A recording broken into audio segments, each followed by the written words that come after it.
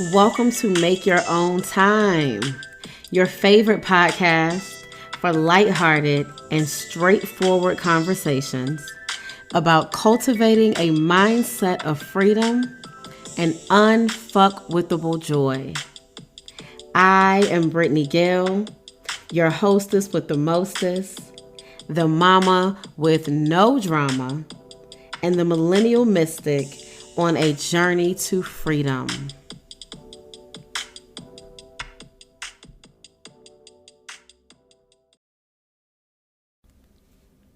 Hello, beautiful people. Welcome back to another episode of Make Your Own Time. I am happy to be here with you today. I'm your host, Brittany Gayle, and I'm going to use this space today to uplift you with a Nigerian folktale.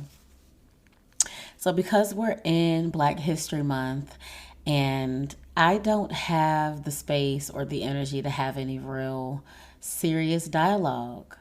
Sometimes you just want to keep it light and you want to spread a little bit of love. And that's what I see this as at least this week. I can't speak for next week, but for this week, I'd like to continue reading and sharing my voice with you in that way. So today I've decided to read a story called Why the Sky is Far Away. I read this story to my babies about a month ago, and I really fell in love with this Nigerian folktale that I had never heard before. So I invite you to get comfortable or, do whatever the work is you're doing and listen to this story. So because you could be anywhere in the world, I am grateful that you decided to be here with me right now. Please don't forget to subscribe and share Make Your Own Time podcast with your friends and family.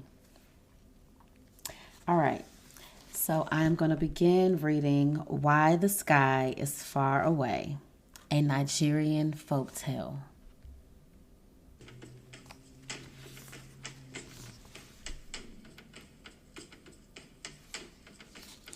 In the beginning, the sky was very close to Earth.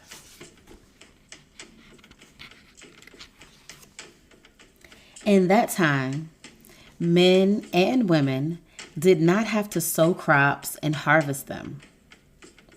They did not have to prepare soup and cook rice. The children did not have to carry water from the stream or gather sticks for the fire. Anyone who was hungry just reached up, took a piece of sky, and ate it. It was delicious, too. Sometimes the sky tasted like meat stew, sometimes like roasted corn, and sometimes like ripe pineapple. There was very little work to do. So people spent their times weaving beautiful cloth, carving handsome statues, and retelling tales of adventures. And there were always festivals to prepare for. The musicians practiced, the mask makers carved their mask in secret, and everywhere the children watched the preparations in wonder. The king of the land was called the Oba, and his court was magnificent. At the royal palace was a team of servants whose only work was to cut and shape the sky for ceremonies. But the sky was growing angry because people were wasteful. Most often, they took more than they could possibly eat and threw the leftovers onto the garbage heaps. I am tired of seeing myself sourced and spoiled on every rubbish bin in the land, brooded the sky. So one morning at sunrise, the sky turned very dark Thick black clouds gathered over the Oba's palace, and a great voice boomed out from above. Oba, mighty one, your people have wasted my gifts. I am tired of seeing myself on heaps of garbage everywhere. I warn you, do not waste my gifts any longer, or they will no longer be yours. The Oba, in terror, sent messengers carrying the sky's warning to every corner of the land. In every village, people were told about the sky's unhappiness.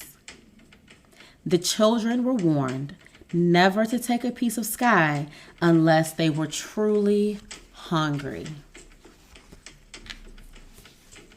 People were very, very careful, that is, for a while.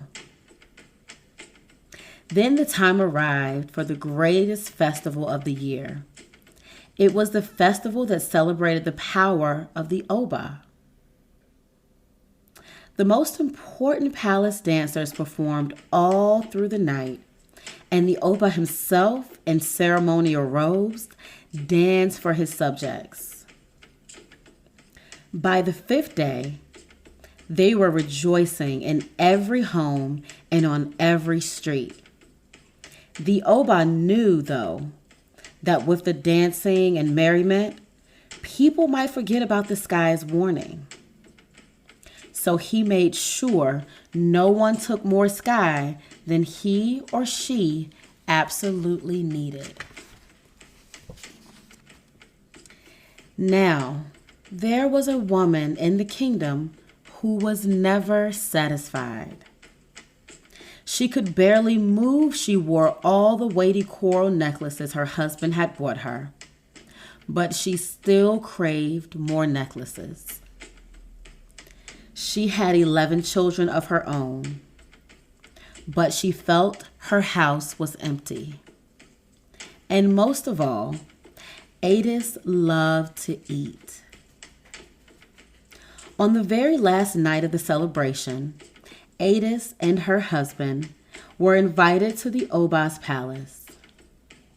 There they danced and ate well past midnight. What an evening it was, Adis thought later, standing in her own garden again. How I wish I could relive tonight. The drumming I heard, the riches I saw, the food I ate. She looked up at the sky and, hoping to taste again the cocoa yams and the meat stew that the sky had offered, she took a huge piece to eat. She had only finished 1/3 of it when she could swallow no more. What have I done? Wailed Adis. I cannot throw this away. Otolo, she screamed, calling her husband. Come and finish this piece of sky for me.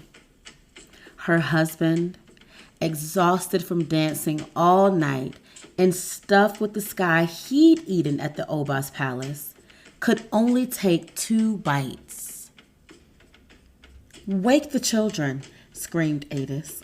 Now the children had spent all night at the masquerade and party after their dinner, and most of them were still too full to even nibble at their mother's piece of sky.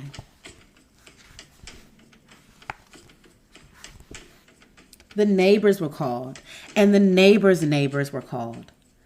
But Adis still held in her hand a huge chunk of sky. What does it matter, she said finally. One more piece of sky on a rubbish heap.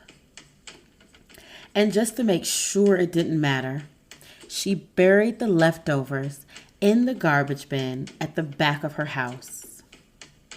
Suddenly the ground shook with thunder. Lightning creased the sky above the Oba's palace, and rain fell. Oba, mighty one, boomed a voice from above.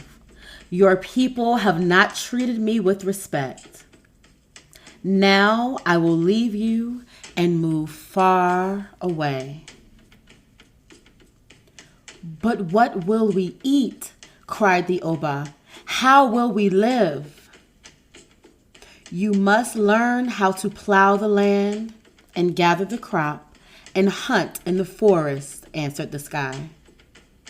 Perhaps through your own labor, you will learn not to waste the gifts of nature. No one in the land slept very well that night. The rising sun uncovered the heads of men and women and children peering over rooftops and through windows, straining to see if the sky had really left them. It truly had. It had sailed upward, far out of their reach. From that day onward, men and women and children had to grow their own food. They tilled the land and planted crops and harvested them. And far above them rested the sky, distant and blue, just as it does today.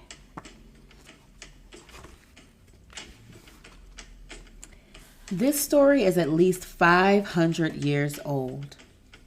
It was first told in the Bini, the language of the Bini tribe of Nigeria, which has existed far more than 800 years.